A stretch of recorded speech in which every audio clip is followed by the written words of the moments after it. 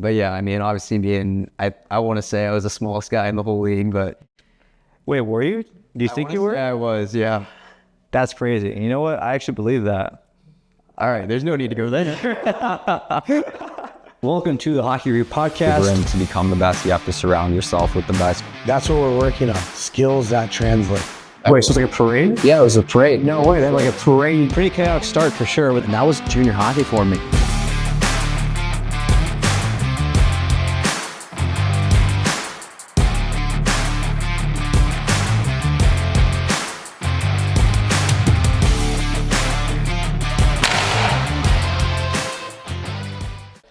what's up, hockey players? Welcome back to another episode of the Hockey Review Podcast.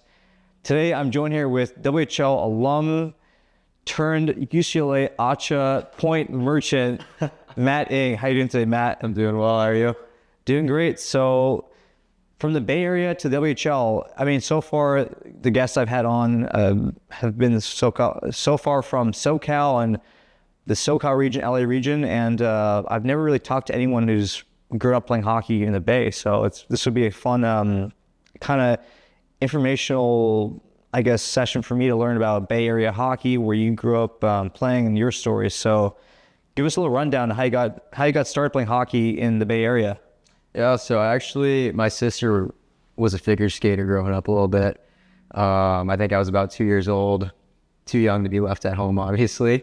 My parents kind of just brought me along to the rink, tossed me out there, ended up loving it. Yeah, that's how it all started. But yeah, how many rinks were there, or are there currently up there in the Bay? How would you say? I want to say about 4. They tried to shut down a few of them for I don't know how many years, but I want to say about 4 or 5 now. And were you you started off the Sharks, or I actually GSC with Cupertino Cougars. They're still around there, and Valco Mall. Okay, of a rink down there, but Cupertino, is that was your squirt might team, I'm guessing, or yeah, okay, played there for maybe 3 years. Got it. Okay, and when did you make that jump to AAA? I want to say honestly not until I was maybe 10U Pee-wee, down here with the Junior Kings. Wait, so how'd that work then? Did you commute from the Bay to Junior Kings down here? Like, what'd you do to make that happen? No, I was actually, I want to say it was my 8th grade year. Me and my dad, he'd fly down every Saturday morning, come down for games, practices, fly back Sunday. During the week, I'd skate with the Santa Clara Blackhawks up in Freeland. So you would just jet set? Yeah. Back and forth. Oh, that's brutal. Living out of a suitcase. Jeez, that's brutal, man. I mean, I think I know another guy on our team who would commute. Yeah. He would drive. His dad would drive him to like junior Ducks practices because he played Ducks AAA. Knees. Like, I think he would drive down. So that's crazy that some of you guys up there in the Bay would make that commute down here in LA. That's insane. So I'm guessing that's part of the reason why you chose to leave California and go to prep school, right, at Culver, right? So what kind of led you to choose Culver? I mean, I was always interested in going to like a boarding school. Had a lot of friends that went off. Kind of was looking between like the New England prep and then obviously Culver. What kind of pushed me to Culver was just they play a full season. New England prep, they kind of maybe play, I want to say 20 or 30 games a year. Culver, you get the full season. So I'd say that's what kind of pushed me in that way. So, yeah, I mean, that's kind of what pushed me toward, I went from New England prep as well to independent prep, Rice. Like, they played a full season, so I totally get, like, kind of the, like, the advantage of doing that. Ooh. Way more hockey, more games. And how was Culver like? I know it's a military academy, so, like, how do they do things there that's different from, like, say, a New England prep school or the typical prep school? It was a big culture shock when I first went there. Obviously, military system, waking up, firing off the cannon at 7 a.m, formations, room checks, uniform checks, different uniforms for different days throughout the week, got parades on Sunday. It does seem like a lot at first, but once you get in it, you begin to enjoy it, and honestly, I miss it. You miss it. You miss the whole like regimented like military style. Like structure to your day is never a bad thing, but I think whenever people think of Culver as a military school, they kind of see it as, oh, it's kind of where you send your kid when they need some Really help. not good, right? For the bad. I think it was a great experience. They use it more to teach leadership, so I think I learned a lot.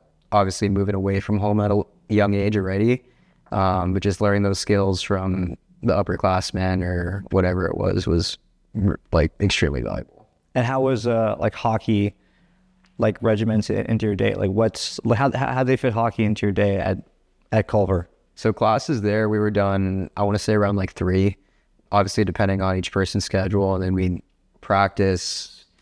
I want to say like 5 o'clock at night. We had a rink on campus, which was nice. And then obviously something else that was great was if you had like a free block, the rink would be open. You can go work on skills, kind of open ice. So plenty of ice to go around and work on skills and stuff like that. yeah, of course. Nice. And then was it I forget, is it a co-ed school or is it all boys? It's co-ed. Only the boys side does the military aspect though.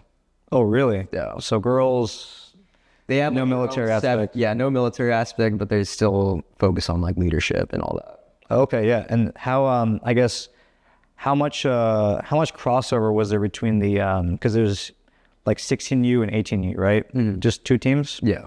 We had like a varsity, I want to say varsity A and varsity B as well. Oh, okay. So there was a top varsity and a second tier varsity. Like varsity B, varsity A, 16 trips, and then 18 trips. Oh, okay, got it. How much crossover was there between those teams, like players moving up and down? Like how common was that? Not too common. Once kind of like rosters were set, they were kind of what they were. So if there was like an injury and they needed to pull a guy up, that would happen occasionally, but I wouldn't say it's too common. I mean, it's kind of a good thing if you think about it. Like, I guess once you're on that team, they kind of stick with you and they develop you a lot. Again, actually, that's a follow-up question of mine. How is the development there? Like, well, how would you, what was your experience there? I thought it was great. Coaches did a great job, not only working on like systems, but also working on like specific skills that apply to different aspects of your game. And then obviously having the open ice to kind of go out there, work on whatever you want, whatever you need to work on, was a great tool as well. So was your rival Shattuck, you would say? Shattuck. I knew that. Like, I knew Culver and Shattuck has some kind of rivalry, but I guess Those are always fun games. The night before, sure, kind of throw a little riot around the dorms, but yeah, Shattuck games, pack the barn, great time.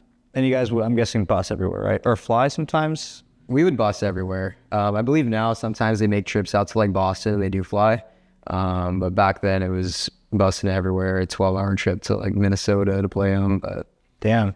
So Shattuck, I mean, those games probably, I guess, hype in both barns, right? yeah, You guys would pack the barn for those ones, or there, it honestly didn't pack too much. But when they came to Culver, it was the event on campus to be at. I bet, yeah. Those are two top teams for sure. So then now, when did you start getting kind of looks from the WHL? Was it while you were in Culver? Was it before you came to Culver? And then, It was before I went to Culver. It was, I want to say, my 8th grade year that kind of scouting started, talking to teams a little bit. And then I was drafted, I want to say my freshman year of high school. Kind of just kept in contact throughout when I was at Culver, and then ultimately decided to go sign over there. did you get drafted from like the local WHL combine, or like how did they scout you for that draft? Just different. They have scouts kind of everywhere in like the western half of the states, and then obviously up in Canada as well. So they kind of just go to different, I want to say it was like tier 1 elite weekends or CAHA weekends. Like showcases? Yeah. And how young do they start scouting? I'd say probably maybe 10U. See, that's kind of crazy if you think about it. Which a lot of parents, players don't know that major juniors, they start scouting super, super young. I mean, it's a super young league if you think about it. That's like the top talent, They're like super young, right? Yeah, So that's where they start. It's kind of crazy they scout them that young, and you're drafted 2 years before you're even eligible to play. So I think the OHL does it a year later, I want to say. Yeah, they got to make some good predictions up there. Yeah, that's insane to project, like, or those scouts or GMs, they have to project like how a 10-year-old's going to be. Like you said, 10 Pretty years. crazy to think about. You know, how good he's going to be in like, 6 years. Yeah. Isn't that crazy to think about? Like but that's how it works now. And so I guess, but now did they change the draft? They changed the draft now there's a US draft now. Because before it was all one. Yeah. Right. Correct. So it was like the year after my draft, they split into a US draft only, and then kind of a big draft where they obviously mostly pick Canadian guys, and I think a few like US guys will get sprinkled in. So the drafts changed, I think. And is the age range still the same that they pull from, or is it different from No, like, it's just the two drafts? same age range. Yeah. Oh, okay, got it. So I guess that the age range still, it's like 14U. Yeah. Whatever, freshman, maybe like 13, 14 years old. That's when they start drafting. Okay. And so your season at Culver, I'm sure, like you said, you were keeping in contact with Everett, right? You're drafted by Everett. Mm-hmm. And when did they decide to like give you that chance to be called up? And actually, no, before that, were you considering the WHL? Were you always considering it, or were you considering the collegiate route? Because always the rule changed now. Yeah. But what was your thought process in the middle of that? I mean, I think I always considered both. Kind of as I spent more time at Culver. I went to my first training camp there in Everett. Would have been my sophomore year of high school. Got offered a contract, kind of decided to wait on it a bit, see what kind of options there were out with like college and like USHL draft coming up. And then, I mean, I think kind of got an offer from Everett in terms of like scholarship that I kind of couldn't turn down. So that's what I'd say kind of pushed me towards the dub. But obviously, so many good options out there with college now, and with guys being able to go play college after major junior, it's definitely changing things. Yeah, I mean, so you see the scholarship opportunity that the WHL offers, that kind of pushed you toward that, choosing them over taking that NCAA route, right? Yeah, I think just being like having the comfort knowing that things don't work out, you still get a scholarship out of it. I think that's kind of just something that gives you peace in the back of your mind a little bit. Like if it doesn't work out, then, but there's some stipulations to that though, right? If you sign a pro contract, then after you're done playing with them, then that kind of gets nullified, right? Or yeah, there's a few different like situations where they could, or you're ineligible to use your scholarship. Like if you sign an NHL contract, or right, like you have a certain amount of time after you graduate from the dub to start using it. Oh, what are your thoughts on like the whole landscape change now? Actually, before I go into your time at Everett, the whole that eligibility, right? And now CHL players can play college. What are your thoughts on that? I mean, as a guy that comes from major junior, I love it. I think it's a great thing. Plus, it just gives so many other options for guys or once they're kind of getting into that juniors like age range. I think it's kind of going to be tough for some of those other leagues like the NAL or the USHL. A bunch of guys trying to leave and go play up in Canada now. But I think there's so much talent that, like, there's just so much talent nowadays that it gives kind of everyone a place that they can play and still have the option to go play college after. So you love it. You love the idea. Yeah. Which I personally do too. I mean, it makes college hockey in the U.S. better. Yeah. Because there's more of a talent pool to pull from for coaches, for college coaches, So now from Culver to Everett, when did you kind of know you were ready to make that jump in your 16U? I mean, that was a tough year just because it was also like right in the middle of COVID. So I initially planned on going to Everett for that full, like, I guess, COVID year. The dub ended up, their season didn't start till I want to say like January that year. So just between talking with like the GM in Everett, he was kind of like, go play in Culver. You can still practice, have games. And then kind of once my season at Culver ended, I went up to Everett as an affiliate player and played the max. I think it was like 5 games that year with them at the end. So if you're not like a roster player, you're an affiliate and there's a max amount of games you can play. Is that how it works? Yeah, so I want to say Canadians are allowed 10 games as an affiliate, and then US guys are allowed 5. Oh, I see. And that's how Yeah. I know that they give you 5 games max as an affiliate player. I see. And then next season, that's when you made that full-time jump. I'm guessing you made training camp, Yeah. and then you became a full-time player for them. Yeah. And what was that like, that jump now from 16U AAA to the major junior level? What was that? Just the speed. And I mean, once you get there, you kind of realize, I mean, everyone in the dub, they come from teams where they were the guy. You go to play major junior and everyone is like that. Like the skill level is just that much higher.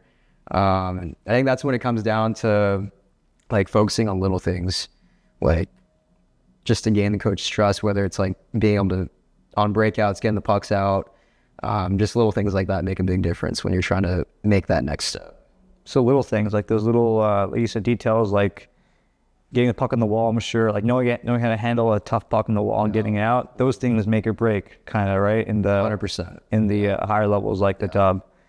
And then, so what were you kind of set as, like your first, when you arrived, let's say, what was your role on the team? Like what line were you on? Like what was your position? Beginning 4th. Okay, Yeah. that's Kind of where where you guys start that. where you got to start, kind of work your way up. And then, yeah, just as I said, like being able to do those little things, like getting the puck out, will definitely help you gain the coach's trust. Through that, kind of worked my way up the lineup. And then throughout the year, like with different injuries, obviously, unfortunately, but kind of squeezing in first to kind of third range. Okay. Yeah. And I'm sure as a obviously smaller guy, how much tougher was it for you to, secure a spot in a lineup or against like players? Like what was your way of managing, your size versus your skill? Like how did you, I guess, balance that? I mean, I think going in, like as a guy that wasn't playing first, second line minutes, you kind of have to almost stray away from like what your game is and be like play a role as what your team needs. Right. And I think like even as a smaller guy, it's so important to just play with a heavy heart and not play scared, because when you play scared, that's when you're probably gonna get injured. That's when you get hurt, exactly. But I think just not being scared of contact and not being scared to get into like front of the net, those dirty areas. But yeah, I mean, obviously I want to say I was the smallest guy in the whole league, but Wait, were you? Do you think you were? I was, yeah. That's crazy. You know what? I actually believe that. All right, there's no need to go there. But no, it's actually a flex though. Like if you think about it, like you're, small sky league, you're here. Yeah. You're there, like that's a flex. I would say that you're still hanging with them. Yeah. I would consider that flex. In my Depends how you look at it, I guess. I see it as a flex. I mean, I'm a small guy too, you know that. So, but yeah, like you said, play like you're 6'2", play like a big guy. You gotta play with like a big heart. Yeah, I mean, I love playing like that too. I think it's such a must for smaller guys. You have to play like you're just much bigger. Exactly. Because then that's how that's how you win. Yeah. So, and your day-to-day life now in Everett, what was that like? Pretty busy. I mean, we'd skate 6 days a week. I'd say on average a week we'd probably have like 3 games. I guess like a normal off or like no game. Well, let's say like what was your game day? Like, well, actually, Both. take me through both. Yeah. Day with like just practice. Probably get into the rink around like 9. Have some meetings, power play, penalty kill, go out and skate. Practice probably like an hour, nothing too long, and then have some like free ice after to kind of work on skills with our skills coach, assistant coaches, and all that. Little lunch break, then you head to the gym. Not too much like heavy lifting throughout the season. Mostly just like injury prevention, lots of like work on like your shoulders, rehab. After the gym, you're probably meeting with the coaches again, doing a little video review, and you're probably out of the rink by 4 or 5. Okay. So it's like a 9 to 5. That basically was 9 to 5. Yeah. Yeah. At least you're getting paid a little bit for it, right? A little bit. The stipends. But yeah, you're right though. It is like a 9 to 5. And then sprinkle in school in there. Oh yeah, how did you manage school during that time? What did you do for that? Well, initially before all the guys were going to Everett High, and then once COVID, they kind of moved everything online. So all the guys did like all their courses online. We'd have like study hall throughout the week, and then obviously like when you go home at the end of the day, kind of get all that work done. Okay, so then like after COVID, online, and I guess what was the game day atmosphere like on like a home game? I'm sure it was unreal, right? The stadium. Yeah, there you go. I mean, like, would you guys pack? Would you say most games, or depends on the game? Like, what was the attendance like? I'm curious. So I will say like those Tuesday, Wednesday midweek games aren't Super packed, obviously, right? but like weekends, especially once the Seahawks are done with their season, that place gets pretty rowdy. I'd say on like a weekday game, maybe we're getting 4,000 or 5,000. On a good weekend, we're filling it. It's like 80. I want to say like 8,500. Wow, that's unreal. And and then I'm guessing it was because you played one full season or 2 full seasons? One full season. One full season. I guess when did you kind of start to experience those injuries? Was it middle of the season, end of the season? I mean, injuries are like they're always going throughout the year. First big one was the concussion. That was, I want to say, like towards the end of January. And then another one maybe a couple weeks later. Kind of followed me along throughout the whole season. Ended up finishing the season, and kind of came home that off season, started getting headaches. And when did what happened when the how did it happen? Like those, you said it happened twice, just 2 big hits. First one was when I hit someone else actually, and it was like the smallest hit I think I've ever lived. Really? But and it just like knocked your head the wrong way, just like that, a little small hit? It was a tiny hit, kind of got to the bench, ears were ringing a little bit. Second one got laid out behind the net, right? I'm guessing, so you went to go pick up a puck? Went to pick up a puck.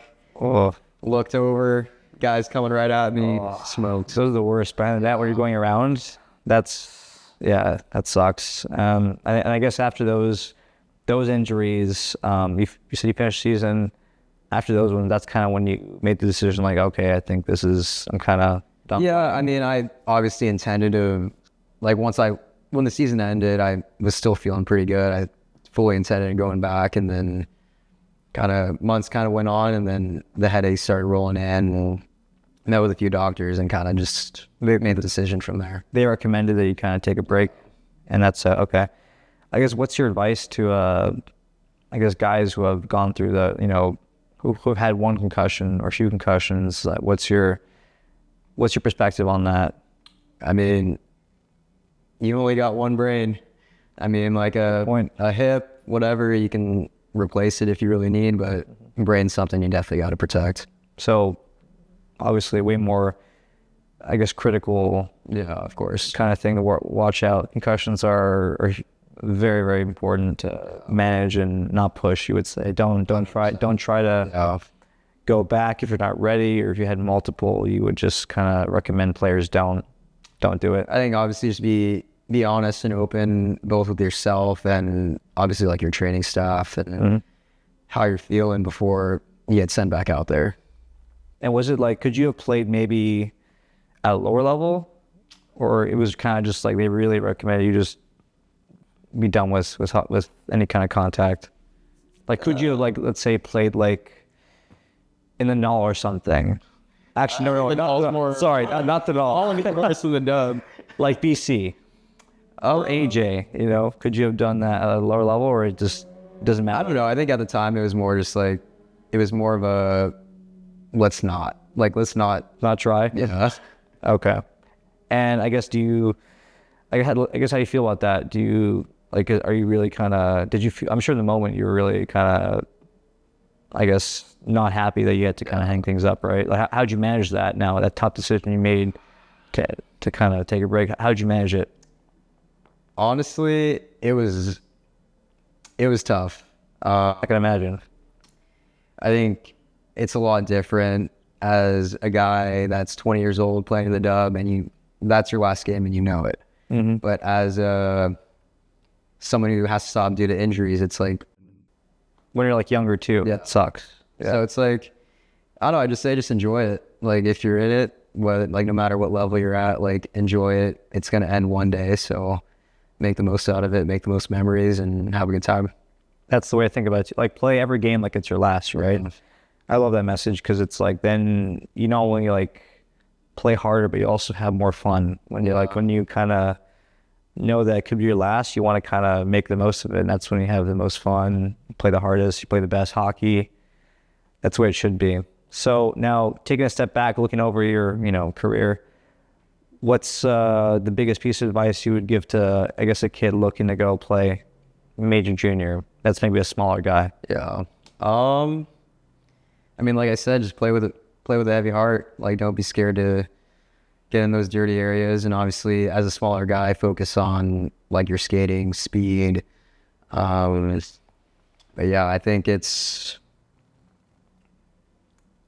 definitely harder as a smaller player, but obviously, it's not impossible. How important was for you like the gym and off ice stuff?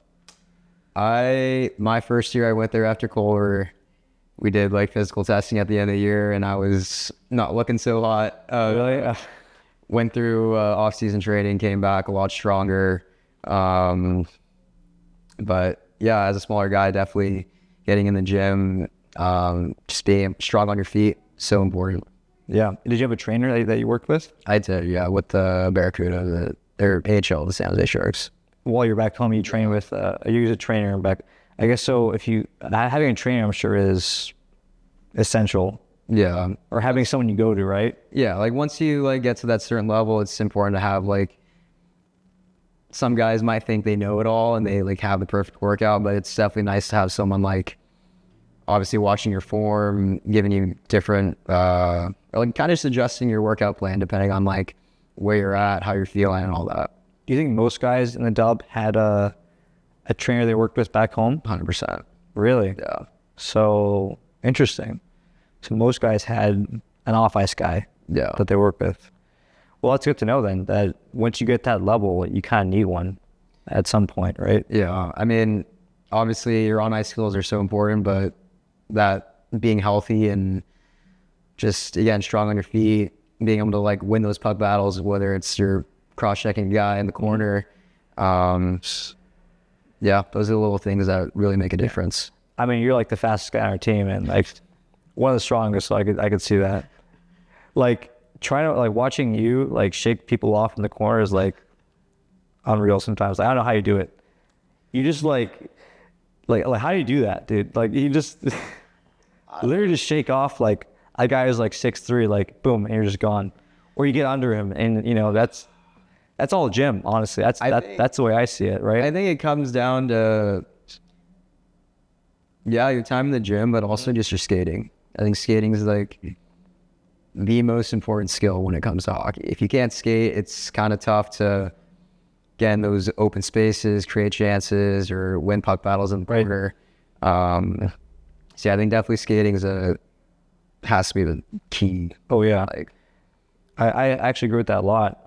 When I was, I think I was in squirts, just my dad put me into, or put me with a skating coach. And like, after I did that for like a few months, like that's when my game kind of really took off and I became like a really good skater. yeah. Because I focused on skating at a young age. And that's, a lot of people don't realize, like that's kind of what it takes to like make those jumps, is having that solid foundation of their edge work, you know, like that, the form. Skating was huge. I think that's super, super important that a lot of players and parents may not realize. I totally agree with that. And so now now you're in college at, you know, UCLA. How's that experience now playing ECHA? It's a or the level, like let's say the level difference, like how you been taking to it? it's a lot different. I'm sure. It's yeah, it's a big step. I guess A big step. yeah. But it's definitely fun. Like being around the guys and kind of having that almost like that pressure taken off you to kind of just go out there, play like you're back like when you're an 8-year-old kid. Right. Just being able to go out there, have fun, kind of do what you want, dangle, like it is. Obviously, dude. I'm sure you're happy that you get to play a little longer than that, right? Yeah, it's good to be back out there skating. Yeah, missed it. Definitely. Oh, I wanted to ask, did you have like a advisor or agent that kind of guided you through your time in Everett? Or I did have an agent at the time.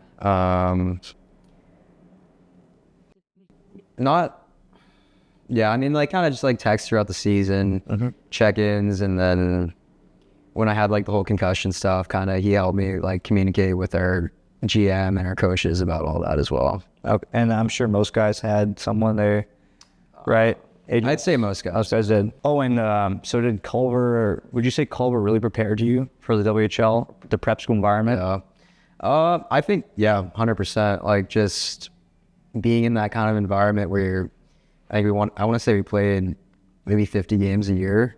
So like in the dub, we play 68 a season. So you're kind of like right at that threshold. So I think having that kind of schedule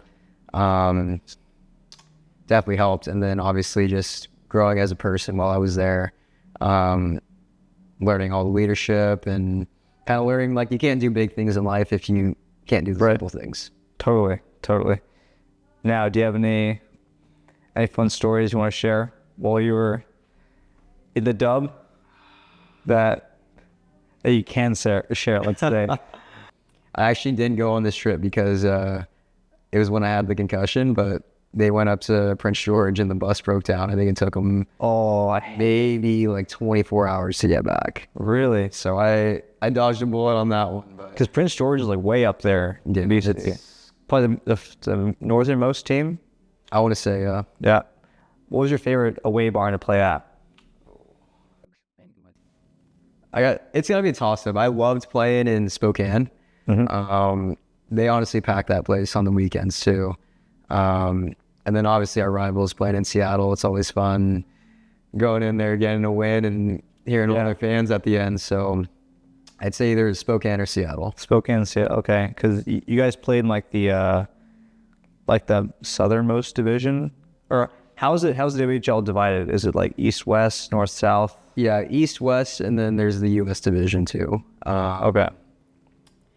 So my year, it was like the year right after COVID. So we unfortunately didn't get to go play any teams in the Eastern Conference. So we kind of just stayed in BC and then Washington and then played in Portland as well.